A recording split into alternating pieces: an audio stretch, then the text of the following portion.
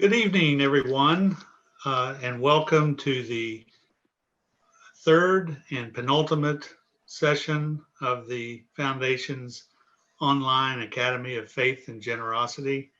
My name is Jeff Taylor. I'm the president of the United Methodist Foundation, and we're glad to have you with us tonight.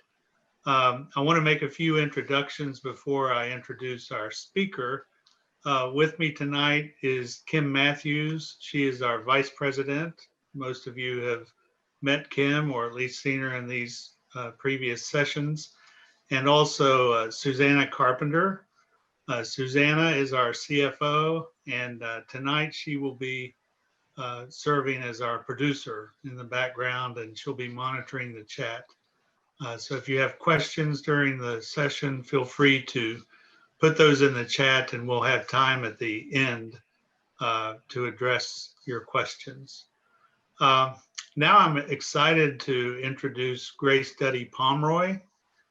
We met Grace through our co-sponsoring the Academy of Faith and Generosity at Lakeside Chautauqua on Lake Erie in Ohio. We've hosted that or co-hosted it since 2017. I know at least a couple of you on this call have been to that. And we met Grace through that event where she was a presenter, I think last year, 2019. And Kim and I said, we've got to get her on the schedule to do one of our academies. And we had plans for an in-person academy that were made well in advance. And then that was kind of interrupted by all of the events of 2020, mainly the pandemic. But when we reorganized and decided to do this virtual academy, as fortune would have it, Grace was available to present 2 sessions for us. So she'll be with us tonight and next Thursday at the same time. Grace is the director of Stewardship Leaders Program at Luther Seminary. She's a layperson, a millennial, which is, I think that's rare in the circles that I travel to have a millennial talking about stewardship, and it's very refreshing and great. She's a financial educator based in Minneapolis, Minnesota. So she has already warned us that she is in downtown Minneapolis. So there may be a background sound or two besides the crows and geese we're used to hearing around here in Putnam County. She's the co-author of the stewardship book, Embracing Stewardship, How to Put Stewardship at the Heart of Your Congregation's Life. And she's also the author of the ELCA's stewardship resource called Stewards of God's Love. I encourage you to go to her website, gracepomroy.com, where she blogs. And I want you to listen to this, where she helps people connect their money and their values to create a more fulfilling life. I've never heard, Grace, a more beautiful and more succinct and appropriate definition of the work we do. So when you're not in earshot, I may borrow that line from time to time.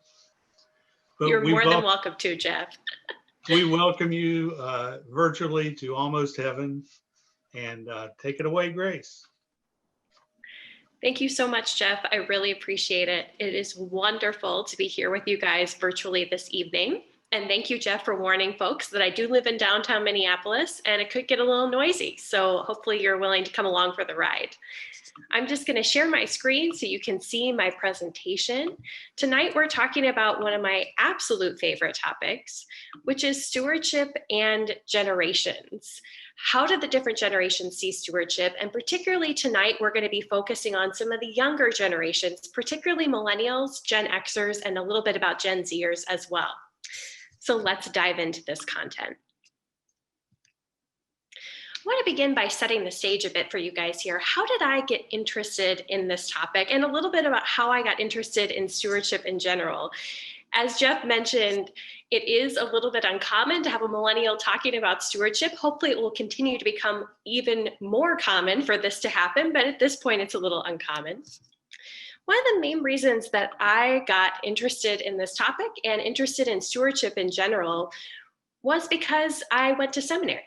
I went to seminary at Luther Seminary in St. Paul, where I now work, and I had never heard the word stewardship before I set foot on the seminary campus, if you can believe that. I had never even heard the word. I had heard about tithes, offerings, giving, generosity. I grew up in a more evangelical context, so those were the words we talked about. Stewardship and stewardship committees just was not a part of the vernacular. And the reason why I even heard the word to begin with was because I was looking for a part-time job. And the Center for Stewardship Leaders was hiring. They were looking for someone to do some administrative work, to do some editing on a newsletter that they sent out. And I thought, those are all things that I can do to help me pay my bills while I'm in seminary. I'll sign up and give it a whirl. When I came to my interview, I don't think I got any questions. Instead, I got a 30-minute sermon about what stewardship is all about.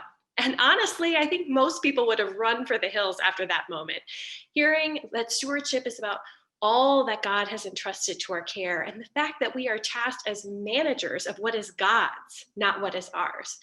But honestly, as I sat there for my 30-minute interview, it resonated so well with what I knew already about my life. It resonated with my experience that past summer working at a Bible camp, living in and amongst God's creation and seeing how children and youth were interacting with it and beginning to steward the many things that God had entrusted to them. And I was eager to dive in and get started. The other reason that I got interested, particularly in this idea of stewardship and generations, particularly later on when I was working full-time at the seminary in the stewardship area after graduation, was because quite often I was the only millennial involved in the conversation. When I went to conferences, I was usually the youngest person there. And to be honest, when I went to church on Sunday, I was usually the youngest person there. And I was curious about what was going on, especially because when we were in conversations around stewardship, there was a lot of pejorative language used around young adults and particularly around millennials. Now, to give you a little bit more of my background, when I first started working at Luther Seminary, I was working with the guy that you see up on the screen. That is Chick Lane. He's well known in stewardship circles for his books, and I commend them to you. He and I were working back to back in this office. Now, looking as you see on the screen, you can probably imagine that we're just a little bit different in age. Chick often jokes that this is his favorite part of the year because we are only 39 years apart in age. And as I started getting interested in the idea of stewardship and generations, here I was sitting side by side with someone studying stewardship, presenting on stewardship from two entirely different generational perspectives. And we began having some internal conversations about what our differences and similarities were in the ways that we approach stewardship, particularly from our generational standpoints.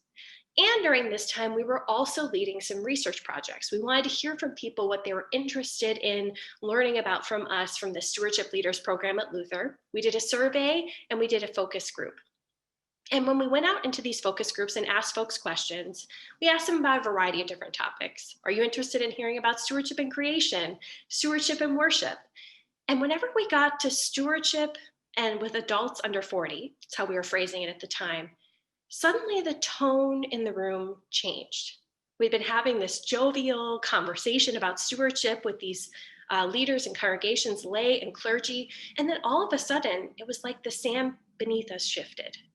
Suddenly, people were expressing anxiety, frustration, depression, frustration. And what was also interesting was it was as if I had put on an invisibility cloak and disappeared from the room. Suddenly, all eyes were trained on my friend Chick, and they said to him, "Chick, how are you engaging adults under 40? Now, the first couple times this happened, I kind of just brushed it off. But soon I began to realize that this was a pattern. People wanted to talk to the person who looked like them about stewardship. They weren't as interested in hearing from me, particularly around this issue, which was so astonishing because I was the only person usually in the room who was under the age of 40. So I said to Chick, I want to learn more about this topic. I want to dive in. I want to do some research. I want to learn what my peers, millennials, Gen Xers are thinking about stewardship and be able to share it with others. And Chick said, great, go for it. And I started a research project that I'll share with you a little bit more about later on in the webinar. Now, one of the first things that Chick and I did as we were getting interested in this topic is we did an article for a publication called Seeds for the Parish, which is just a congregational print piece that's now online, designed for congregational leaders who are serving in specific leadership roles in congregations. And we asked a couple of different questions of ourselves. Why do you give? How do you prefer to give? And what encourages or discourages you to give to the church? And we decided we wanted to kind of lay out our two perspectives side by side, knowing that I didn't represent all millennials and Chick didn't represent all baby boomers, but we hope by seeing our two different perspectives, people would begin to see the similarities as well as the differences. And here are a couple of trends that we found just through our conversation that now that I've done the research can really tell you are grounded in data as well.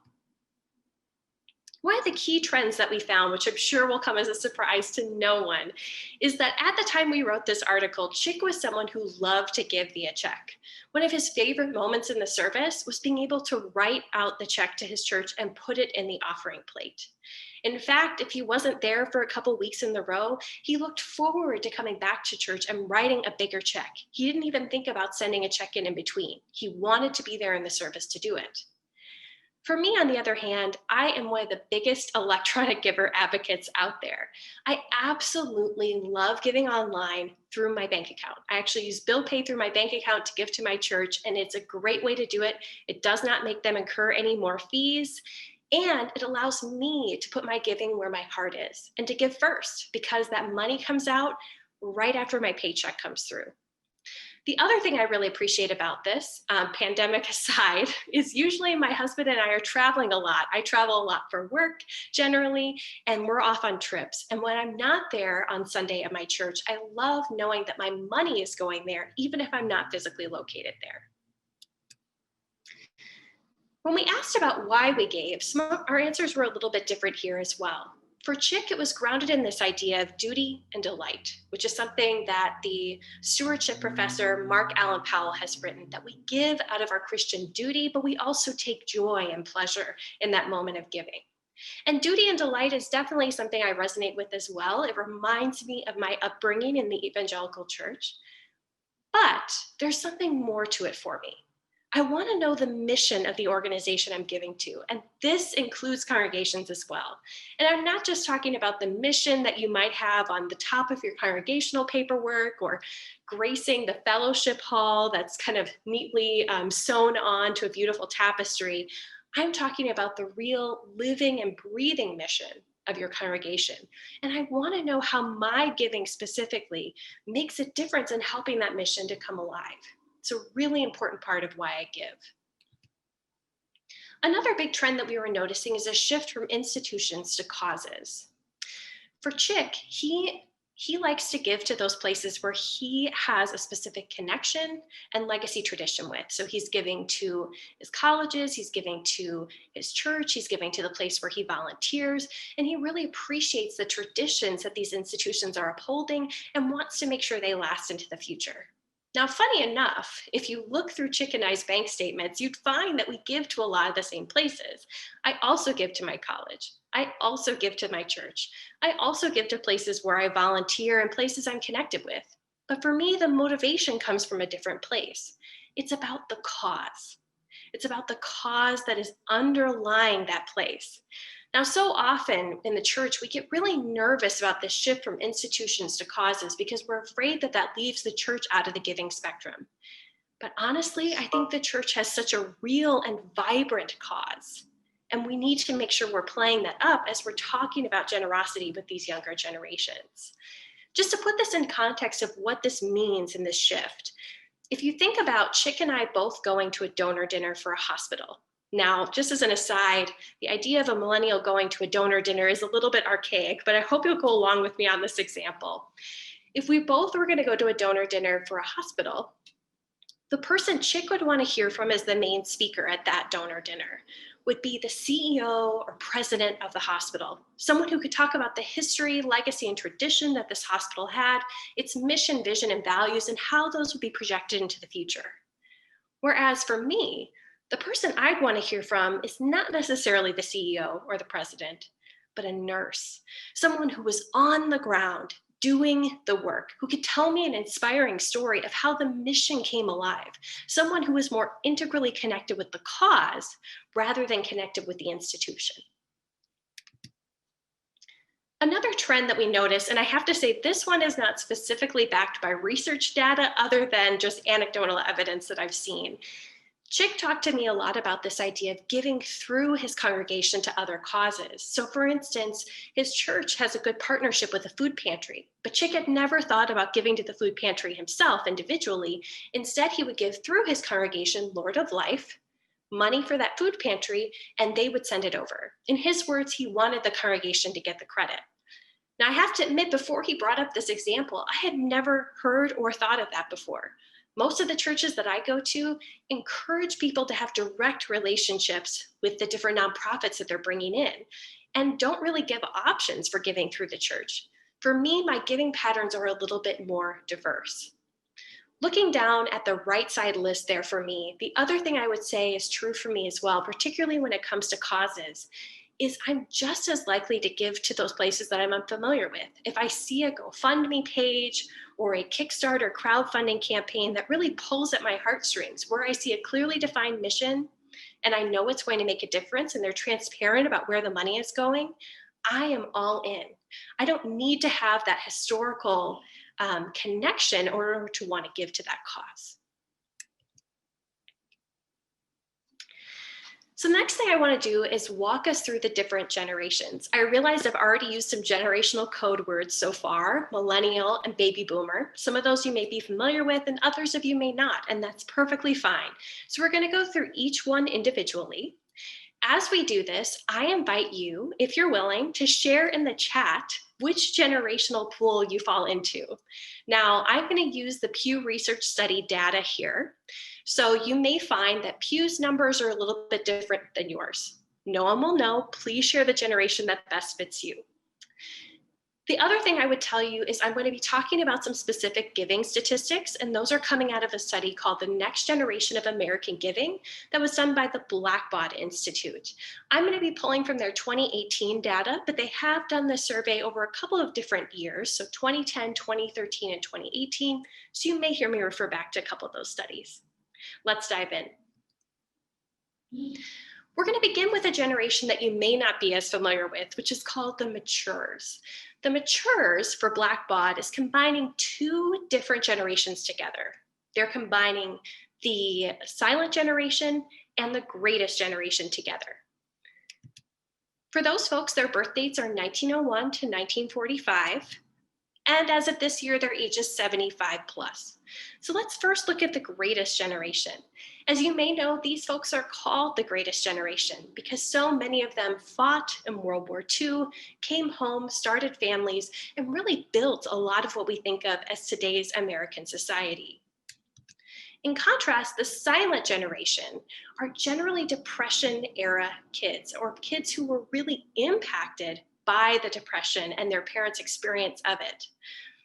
They are called the silent generation because they are civic conformists and traditionalists. At least generally, that's the category they fit into. So what should we know about this generation in terms of giving? Now, I just want to make it clear here, we're not talking just about giving to places of worship. This is a study that goes beyond just places of worship, but I think it's still interesting and helpful as we think about giving to the church. 78% of folks in this generation give, so almost 80% of folks. They give on average about $1,200 per year across 6.3 different charities. Now, I think one of the most interesting parts of this study is that so often you hear that younger people are giving to more charities, and yet what Blackbaud has found, and they found this for at least the past 2 studies they've done, the older generations are actually the ones that are giving to the most charities overall. The Matures represent currently about 1/5 of the total giving pie, currently about 20%. And as far as the ways they like to give, Again, probably not a surprise here. They like to give via mail. 43% is their highest amount, but giving online, particularly through a website, is up to 38%. Now, I'm going to walk you through these other categories because you're going to see them in some of the numbers that I'll be showing you in just a moment. That Facebook icon represents social media giving. And as you can see, some of the matures are dipping their toe in the water there. Down below is giving via text message on a mobile phone. That's at 3%. And then the bottom one, which is probably the most elusive, is talking about crowdfunding. Now, you may be wondering, what exactly is crowdfunding? If you've ever been on GoFundMe, Kickstarter, or Indiegogo, or many other crowdfunding sites, you may have seen this in action before, but here's what it's all about. Crowdfunding is about taking a specific goal and breaking it down into smaller pieces so that you can reach that big goal with many smaller gifts. So for instance, you maybe have a goal to add on a new part of your church. Maybe you want to add a new church bell, and that's going to cost $10,000. But the gifts that you bring in are all around $20.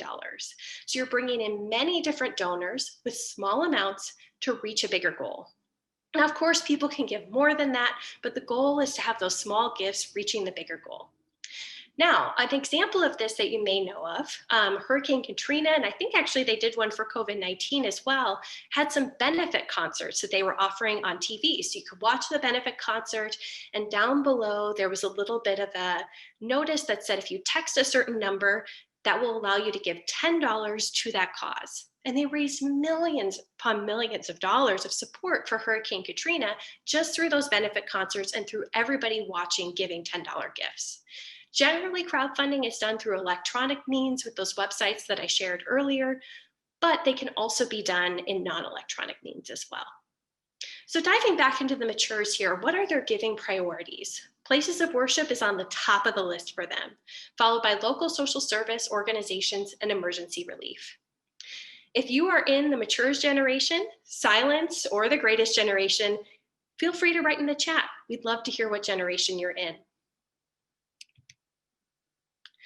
So now we're going to take a look at the habits of the baby boomers. I realize we probably have no baby boomers with us today, not a single one. This is the audience. This is the group that's most representative of the audiences I tend to speak to. Birth dates of the baby boomers are 1946 to 1964.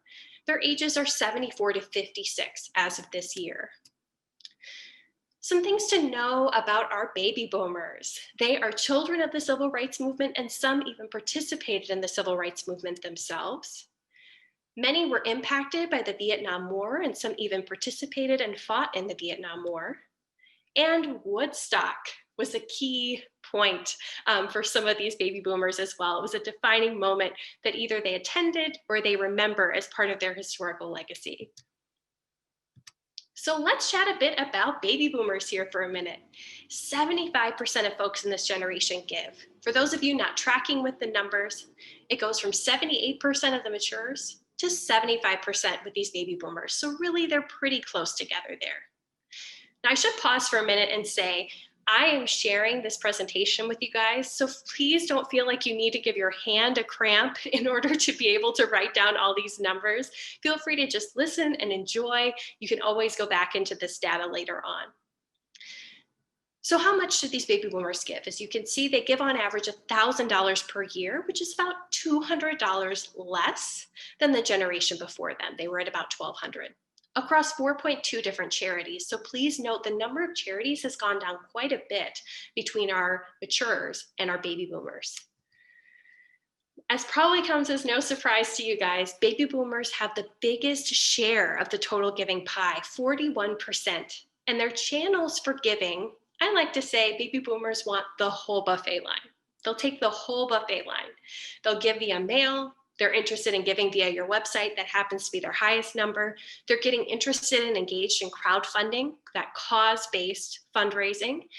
With social media giving, they're interested in that. You'll notice that text giving is still pretty low. Text giving, you'll notice throughout all of the generations, is going to be a fairly low number. For so long, people thought text giving was going to take off, and there are certainly some nonprofits and some churches that have had moderate levels of success with text giving, but overall, it has not been a very big hit. So what about our overall giving priorities for our baby boomers? For them, local social service comes first, followed by places of worship, and then it goes into health charities. So hopefully if you're a baby boomer, you've already told us in the chat. Thank you to those of you who've already jumped in. And again, you can use the chat to ask questions, and I'll have some time at the end to answer those. So as you put in your generation, please just make sure to keep it simple so that our moderator doesn't get confused on what are questions and what are responding to the generations. But it's so much fun to see where you guys are located in this. Now let's talk about habits of Generation X. Generation X birth dates are 1965 to 1980, ages 55 to 40. And some things to know about Generation X. What was a part of their coming of age experience? One big coming of age piece for many Generation Xers is the fall of the Berlin Wall. Something else to consider is that many Generation Xers were latchkey kids, which means they were really the first generation of American kids that were getting a key when they came home from school so that they could come and let themselves inside because there wasn't a parent at home to let them in.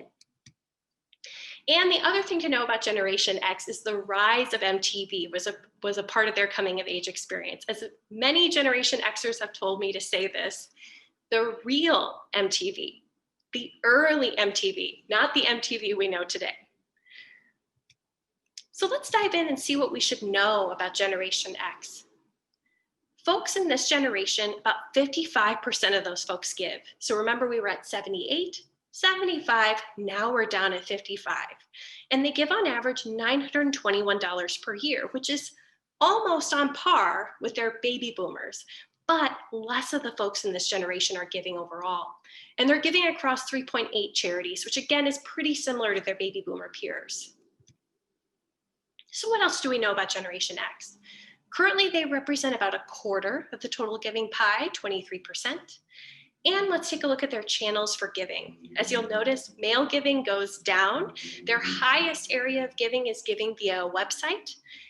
And then comes crowdfunding, which is a very close second. They're also dipping their toes in the water of social media giving, and text giving is at 8% for them.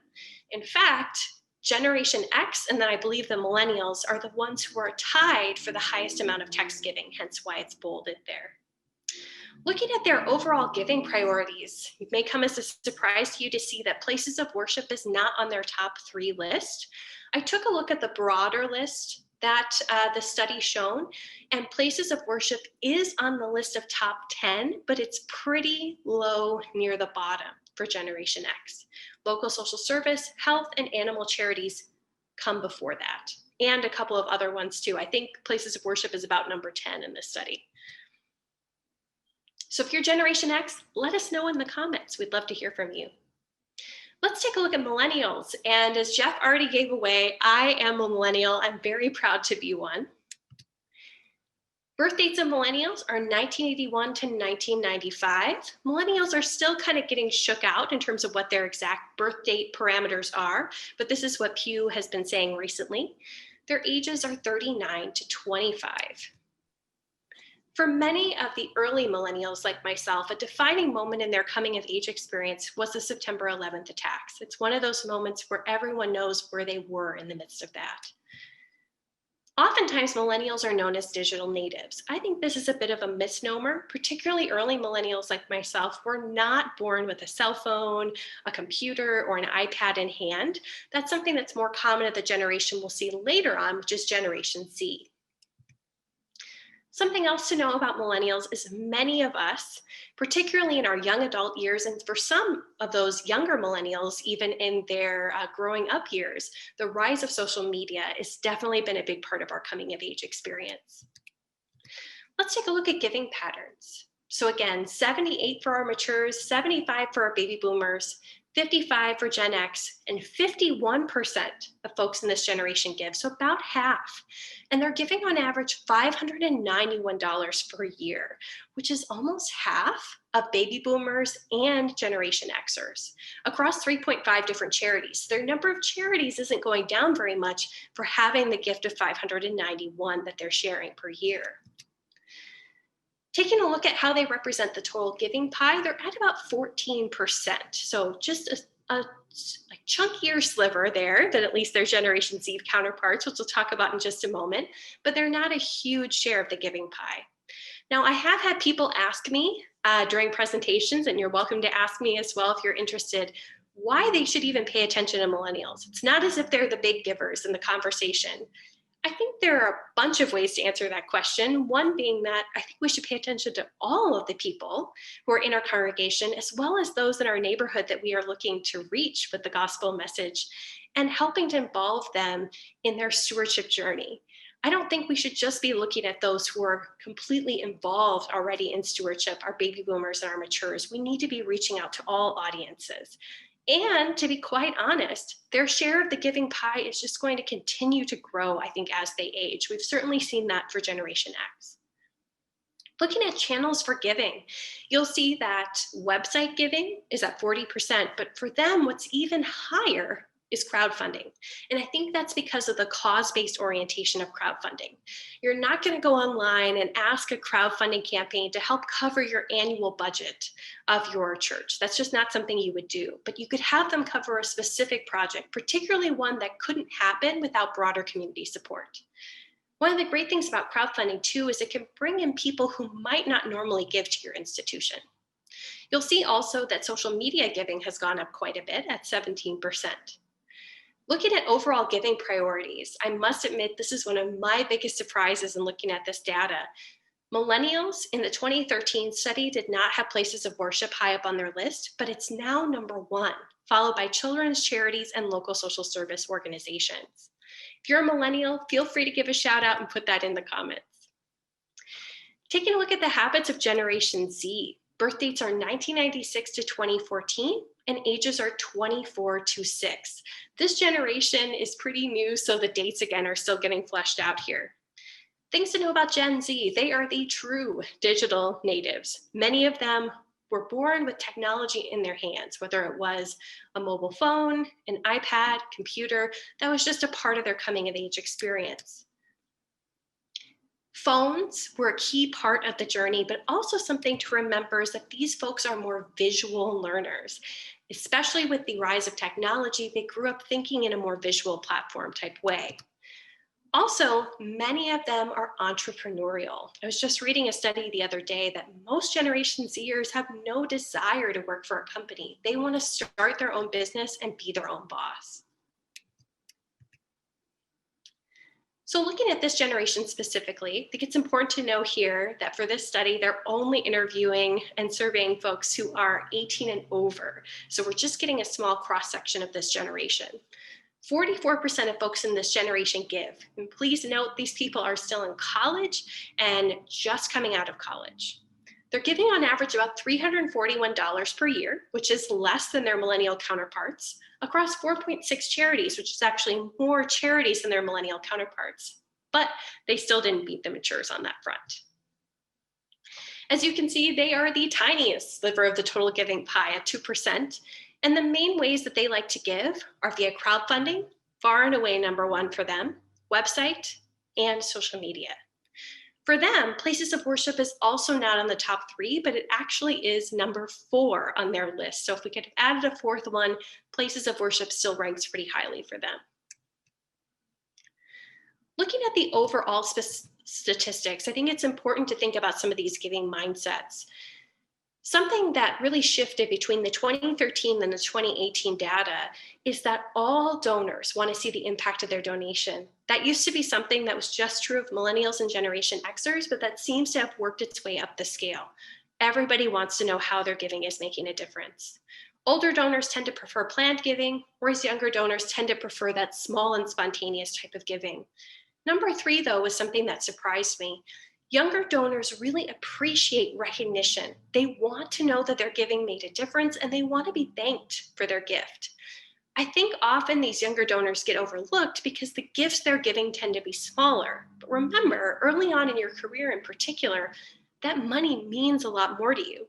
That's why I often encourage stewardship teams to not just thank the big donors, the ones that have giving big gifts on paper, but to really think about how much that gift might mean to someone given their socioeconomic status. Now, I realize you don't necessarily have data on all of your givers, but if you can make that inference and you know how much a gift might mean to someone, reaching out and saying thank you really makes a big difference. I think it's also important here to talk about the pandemic impact. What we're seeing is that across the board, about 30% of Americans have had a major economic impact from COVID-19. But the hardest hit generation, at least according to this study, was the millennials, followed closely by Gen X and Gen Z. You'll notice baby boomers with a major impact are quite a bit lower. Get a little closer there so you guys can actually see it here. So once we get to this point in the webinar, you've got so much different information and data thrown at you, and I'll share with you some more in just a minute, but I think it's important to take a breath and name some assumptions. What assumptions, what ideas do you have specifically in place about these different generations? Oftentimes, the media paints these younger generations negatively to us. In fact, Time magazine is notorious for it. They have done this with Generation X and with millennials. So let's take a closer look. With Generation Xers, as you'll see up there on the top, both of those Time magazine covers share some of the stereotypes of Generation X. The first, with the people all dressed in black wandering around the screen. Gen X is known as the lost generation. They're critical, they're loners. Over to the right side, we see, you called us slackers. You dismissed us as Generation X. Well, move over. We are not what you thought. Gen X is the rebel, the slacker, the individualist, trying to get back at that original representation of who they are. With millennials on the bottom, first we see on the left side, the gentleman who's dressed up in his work clothes, sitting in a sandbox with the title, "They Just Won't Grow Up." Millennials won't grow up. They won't commit to getting certain jobs or to get married or buying a home. They're generally living with their parents. I always have to laugh when I say that because none of that is true about me or any of my peers, but still, that is the stereotype. Looking over to the right side, we see the girl in those gorgeous yellow skinny jeans staring at her phone, the me generation.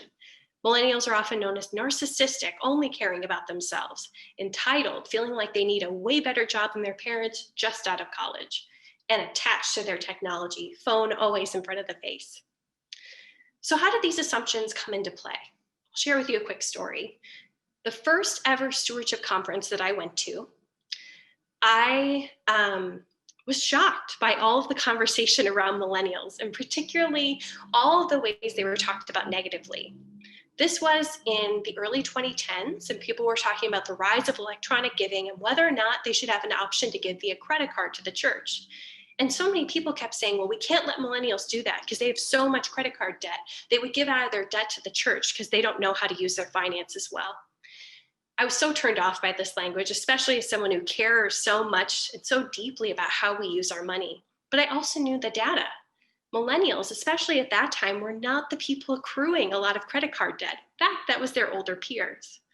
Finally, I got so fed up that I got up and said, I really want us to have a clear conversation about millennials. And if you'd like to talk to a millennial, come over and talk to me. Let's have a conversation. I certainly don't represent everybody in this generation, but I would love to be able to talk with you and not just be talked about. So during the next break, a gentleman came over to me who was from an area of rural Montana. And he said to me that he had actually never met a millennial. There were no millennials who lived in his city, and he was really eager to talk to someone. Now, he happened to look down and see that I was on Facebook. Now, bear in mind, this was a break in the conference, so that was totally kosher. But beyond that, my now mother-in-law had just reached out to me with questions about my husband's Christmas gifts. And I wanted to get back to her right away. I wanted to illustrate how interested I was in that relationship because my husband and I were just dating at the time. So here I was trying to get back to her as soon as possible, be the good little future daughter-in-law. And this guy looked down at my screen and said, I know you millennials. You guys are so attached to your technology. I'm going to go outside in the hallway. And if you're interested in ever talking to me and having a real conversation, you can come find me there. I was honestly so shocked that he would say something like that to me. Here I was just trying to respond to my future mother-in-law, and this guy placed his stereotypes and assumptions on me. I wasn't attached to my technology. I was trying to contact a future family member. Now, I ended up going out into the hallway and having a great, rich conversation with this person where we shared a lot about our assumptions and stereotypes across generations. And we did this via email for many months after the conference. That's why I think it's so important that we go from being talked at and talking about other generations to really having a more inclusive conversation with engagement and dialogue. Now, we don't have the time tonight to go into these questions, but I encourage you to think through. Do you know anyone who fits these stereotypes? Do you fit the stereotypes that your own generation has? And what assumptions have been placed on you for any number of reasons? It could be because of your race or ethnicity. It might be because of your gender or the fact that you're retired. There's so many different ways that someone might place an assumption on you and decide who you are. How did that feel? And how can you make sure you're not doing that to others? So now I'm going to just bring you guys quickly through some other trends of demographics, some research that I've done, and a couple of tips for engaging these younger audiences. Should bear in mind that those assumptions I just showed you, we could have done the same thing with the matures and the baby boomers. This is not just about millennials or Gen Xers being the only ones who are stereotyped. This is something that goes across generations. But let's take a look at the younger ones for just a minute. The first thing to know is population. Generation X, millennials, and Gen Z in terms of population you see on the screen, millennials have outpaced baby boomers now as the largest generation. And Gen Z, who knows, they might surpass us once they finally define the dates between the two. But something to know about that population is that these generations are uniquely diverse. America has become more and more diverse as the generations go on. Generation Zers are the first ones where 1 in 4 members of Gen Z are Hispanic. And in fact, just a little over 50% are non-Hispanic white. Things to know about this. These younger generations not only accept America's diversity, but celebrate it, and they believe it's a core part of their American experience. Let's take a look at education, jobs, and debt. As you probably know, millennials are the best educated generation in our society today, and I would bet that our Gen Zers are going to beat us on that front. And this education rate has just been growing over time. But what people don't often consider is just because you are well educated does not mean that you're in a job that requires a degree. In fact, 41% of recent grads work in jobs that don't require a degree at all. And just think about how that was impacted this year with our Gen Zers who graduated in the midst of the pandemic. Taking a look at student loan debt, I should say here that student loan debt is something that's a particular concern to me. I think if folks are looking to reach out to millennials to have conversations about stewardship, as well as Gen Xers and Gen Zers, if we're not talking openly and honestly about how student loan debt affects someone's economic circumstances, I don't think we should be asking them for money. We have to be talking about this subject too. I love the way that Hadley Malcolm puts this in the USA Today article. Millennials ball and chain student loan debt. Student loan debt for any generation feels like a ball and chain. As you might know, there is $1.56 trillion of outstanding student loan debt, and the average borrower outstanding amount is $32,000. Half of folks are graduating with more than $20,000 in debt, and the number of graduates from 2018 who had that debt were 7 in 10. So this is most people graduating from college. Now, bear in mind here, we are just talking about undergraduate debt. We haven't even begun talking about graduate debt.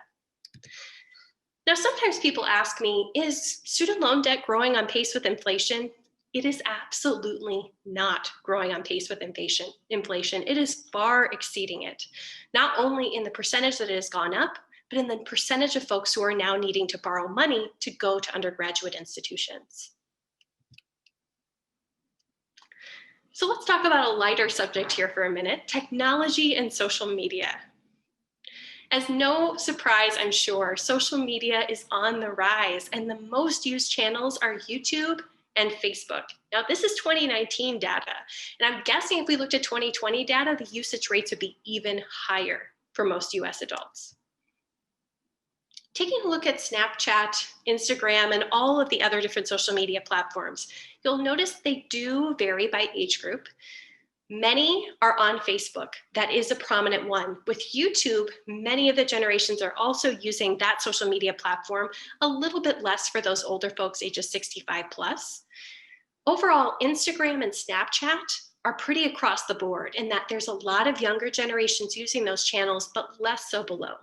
The reason why I bring this up is oftentimes when I talk about using social media platforms for giving, people get a little bit nervous and they say, well, why would I want to do that if my members are all baby boomers, some Gen Xers, but mostly older folks? Well, I'm guessing a lot of those folks are on Facebook too. I know my grandma, who is 91 years old, is probably the biggest Facebook user I know. She loves using Facebook to interact with various people in her life. Lastly, let's take a look at religion. As you probably know, there is a rise of the nuns and a decrease in those who are considering themselves Christian affiliated with the church in particular. As you can see, looking at that kind of light orangish slot at the top, it's going down subtly across the different generations. The thing to know here is this is a trend that's been going on over time. We can't just blame the millennials, the Gen Xers, or the Gen Zers for bringing this on. This has been something that's been going on for a long time in our society. But what's interesting, while we're seeing the rise of the nuns, the spiritual but not religious, we do see that across the generations in many of these more spiritual categories, there is more of a sense of cohesion. So for instance, feeling a sense of wonder about the universe or about the planet. Generally, the generations are aligning with the same amount around that. Looking down at the bottom, feeling a sense of gratitude or thankfulness, thinking about meaning and purpose in their life. Again, they're around the same.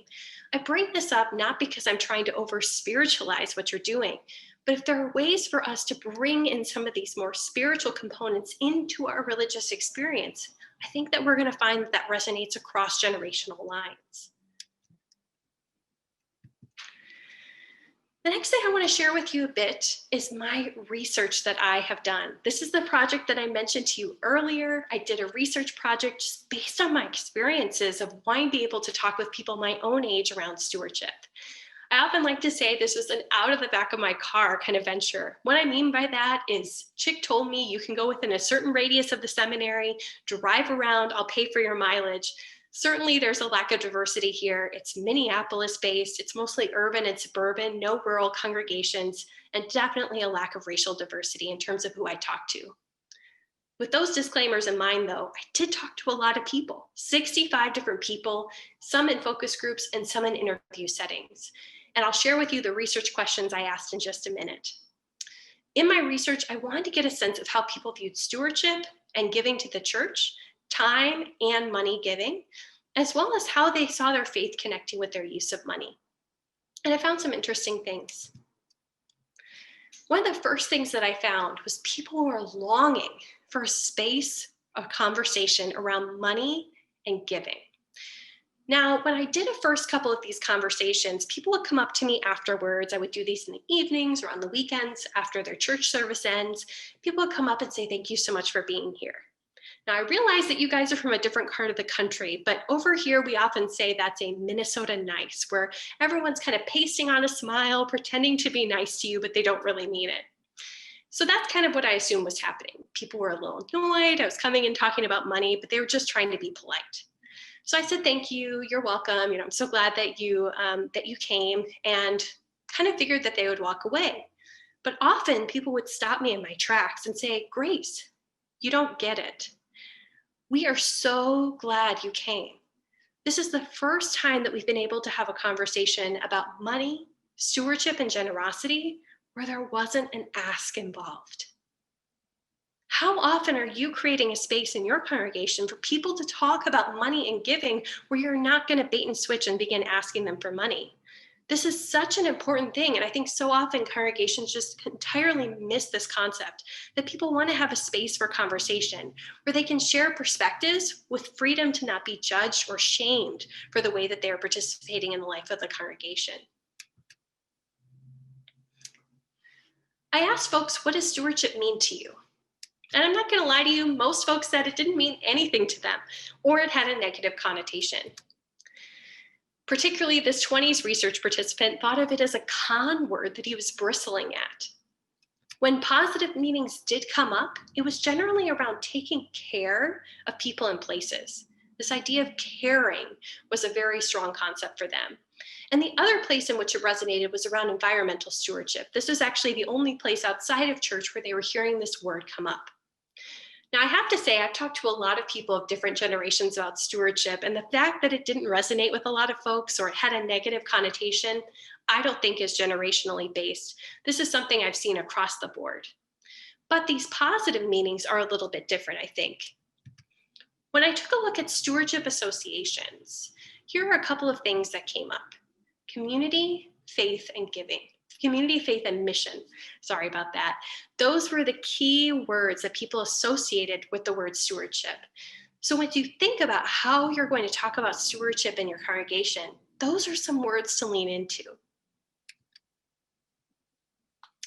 So why were they motivated to give? Let's start by looking at giving time.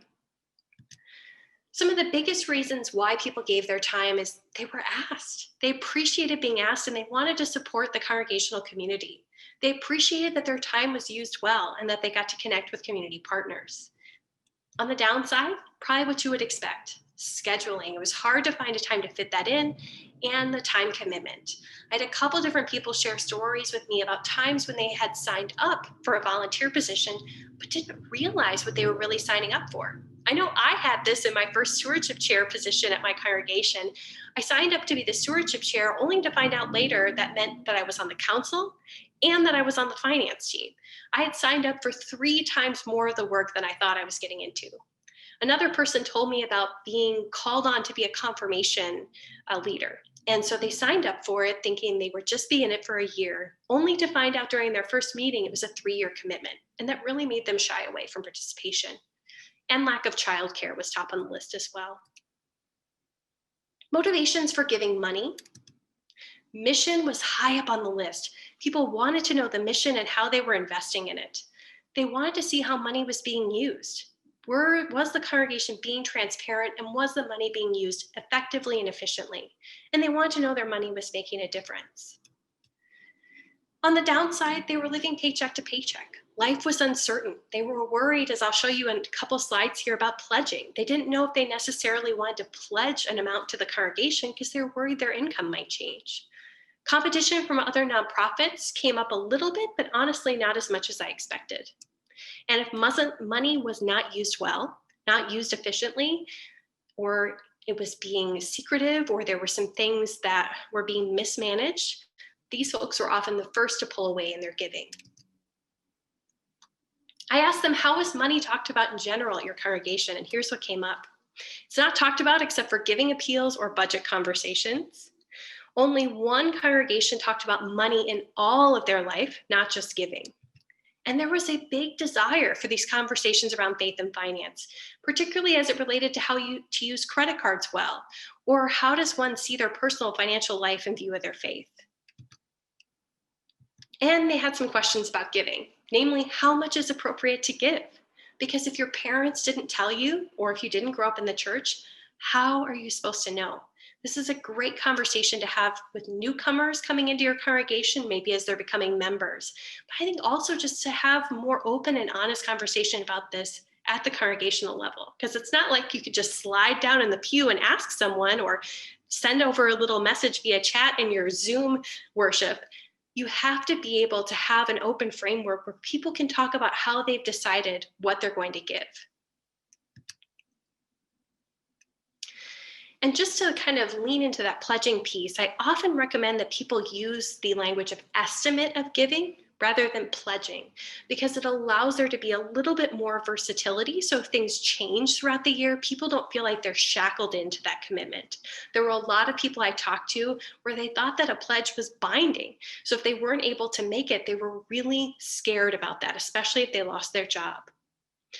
So a couple of last ideas I'd share with you before we get to questions here. Just a warning, there's no quick fix here. Context matters. But I hope you'll hear the echoes throughout the conversation we've had that it's really important to talk about money and values. People want to have conversation about how their faith expects their use of money in all of their life, not just their giving, and how their particular values play into that. Online giving is huge, and it's been enormous in the midst of the pandemic. I encourage you, if you're not already, to dip your toe in the water of online giving, and particularly to look into crowdfunding, which we can talk about more in the Q&A if you're interested. Tell stories. Younger folks in particular, but now it's becoming true of all generations. They want to hear these stories of impact. They want to know how their giving is making a difference. And they don't just want to see the numbers. They want to hear those transformational stories. Offer a personal financial wellness resource. People struggle with their money. And if the church can be a place that offers solid financial education, that is a real gift for people, both inside your congregation and outside of it. And there are a couple different resources we can talk about that you could use for that. I'm not sure if the United Methodists have their own, but a new one I've come across is called 6 Weeks on Money, that really focuses on money and values and is offered online to be easy to use during the pandemic. Seek out a generationally diverse stewardship team. Don't just have people who look and talk the same on your team. Make it as diverse as possible. Just know as you're doing that work, you may need to change up when you meet as a stewardship team so you can open it a little bit more wide. And last, focus on financial transparency and efficiency. These folks want to know where their money is going. And a line item budget honestly isn't enough. Most people roll their eyes when they see a line item budget because they don't understand it. A narrative or a missional budget that can tell your story while also painting a picture of the numbers is a great way to go. I've talked my research questions in here, so once you get the Prezi, you can see these questions, or you can take a look at them in the recording as well. And now we have time for a little bit of Q&A. Did we get any questions along the way? We have had a lot of chatter in talk in the chat window. Good. We have quite a few baby boomers on the call, and probably equal amount of millennials and Generation X. There's been some discussion about the difficulty of student loans. Someone says they're paying for 3 different family members. And another person noted that the average seminary student graduated with a debt of $55,000 in 2015. Absolutely. Yeah, it definitely depends on denomination. So I don't know the United Methodist data, but I really appreciate someone sharing that. As for questions, here we have one. It says, what trends have you seen, if any, in terms of giving during the pandemic? Have those trends differed between generations? P.S. I heard you speak at Stewardship and Generosity last year, and I'm so grateful for your wisdom. Your why session has impacted so much of my discussions around giving in the church. Well, thank you so much. That's such a meaningful comment. Thank you. As far as trends go, there are a couple different things to be aware of. A lot of it is not necessarily generationally based. I would refer you back to that thing I talked about earlier, in that millennials, Gen Xers, and Gen Zers have been more impacted. But as far as broader philanthropic trends, we are actually seeing in the first couple quarters of this year, the first half of this year, that philanthropy is on the rise, which is a real shock to a lot of folks. And that philanthropy is not only on the rise, but smaller gifts. It's not just wealthier donors making big gifts to try to fill in the gap. In fact, most of those gifts that are contributing to that increase were people giving $250 and below. What we're finding is households that have higher levels of wealth, and we're talking there about households with like $60,000 or more that they're making in combined income per year, tend to be saving more, spending less in the midst of the pandemic, and honestly feeling guilty. They want to find a place where they can give. So overall, we are seeing that people still have an aptitude to give. We had someone note that the seminary debt of $55,000 was for the United Methodist Church. And we also had a question about the resource on financial giving you mentioned. I believe it was 6 weeks on money, maybe? Yes, 6 weeks on money. Sorry, guys. I was getting a little time crunched at the end, so I went a little quick. So 6 weeks on money was developed by a gentleman named Tim Schuster, who used to work for a financial services company called Thrivent Financial, but he's no longer affiliated with them, but he does have a financial background. And his goal is to start the conversation in a different place, but to really focus on the individual's values, and particularly how their values values connect with their faith before they begin a budgeting process, and then walk them through along the way. So there's kind of 6 different sessions, all that have different recordings that you can listen to that can be easily discussed in small groups, whether in person or online. And there are a variety of other ones out there, but that's just one that we've learned a little bit more about lately. Okay, it says many church members must give way more than average. If not, some churches could not operate. Comments? Yeah, absolutely. Oftentimes what we're seeing, and I certainly overrepresent the ELCA because that's the tradition I'm most closely connected with, but I would guess that this is true across the mainline churches, is that a lot of times it's the matures that are upholding these churches. Oftentimes people think it's the baby boomers who are giving the most to churches. And while categorically overall that might be the case, matures are often the ones giving the bigger gifts. And as these folks sadly are dying, that's putting churches into really tight spots. So that's why I think reaching out to givers across the board to really join in the front to be able to give is really exciting. We have Jeff Taylor, our president, mentioned that he's currently reviewing a new resource called Saving Grace, but it's Awesome. not with Grace Pomroy. And Jeff, you're going to have to tell me about it if you like it. Please let me know. I'd love to be able to feature it. Are there any other questions out there?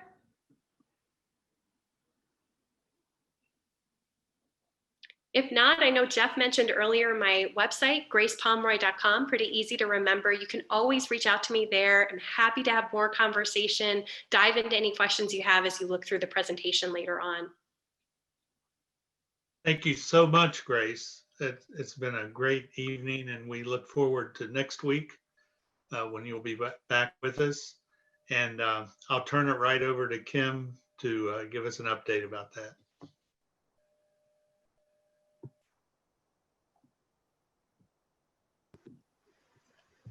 Hi, I was muted. I'm unmuted now. Next week is the program that Jared mentioned, What's Your Why?